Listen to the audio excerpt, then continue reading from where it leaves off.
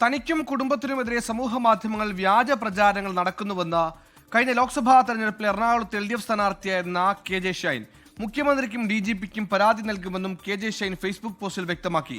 രാഷ്ട്രീയപരമായും വ്യക്തിപരമായും തകർക്കാൻ നെറികെട്ട പ്രചരണം നടത്തുന്നുവെന്നാണ് KK ഷൈൻ ആരോപിക്കുന്നത്. ശ്യാംകുമാർ കൊച്ചിയിൽ ചെയ്യുന്നു. ശ്യാം, എന്താണ് വിവരം?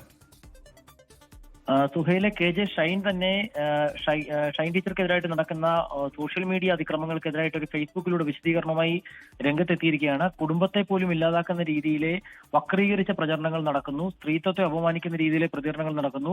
തന്നെ മാത്രമല്ല കുടുംബത്തെയും കുട്ടികളെയും ഉൾപ്പെടെ അത് വേട്ടയാടുന്ന രീതിയിലേക്ക് പോയിരിക്കുന്നു. ഈ സാഹചര്യത്തിലാണ് തെളിവുകൾ ശേഖരിച്ച് DGPക്ക് ഉൾപ്പെടെ പരാതി നൽകിയിരിക്കുന്നത്.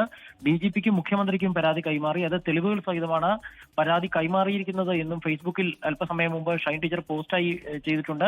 കഴിഞ്ഞ ദിവസം മുതൽ KJ ഷൈനെ വ്യക്തിപരമായി അധിക്ഷേപിക്കുന്ന രീതിയിൽ വ്യാപകമായി പോസ്റ്റുകൾ സോഷ്യൽ മീഡിയയിൽ പ്രചരിച്ചിരുന്നു. ഇതിനെതിരായിട്ടാണ് ഇപ്പോൾ അവർ തന്നെ പരാതിയുമായി രംഗത്തെത്തിയിരിക്കുന്നത്. ശ്യാംകുമാറാണ് വാർത്തയുടെ വിവരങ്ങൾ നൽകിയത്. ലോകത്തെവിടെയായാലും ഏത് സമയത്തും 24 വാർത്തകളും ഓഗ്മെന്റഡ് റിയാലിറ്റി പാക്കേജുകളും എക്സ്പ്ലെയിനറുകളും വിശദമായി കാണാൻ ഞങ്ങളുടെ YouTube ചാനൽ നിങ്ങൾക്ക് സബ്സ്ക്രൈബ് ചെയ്യാം.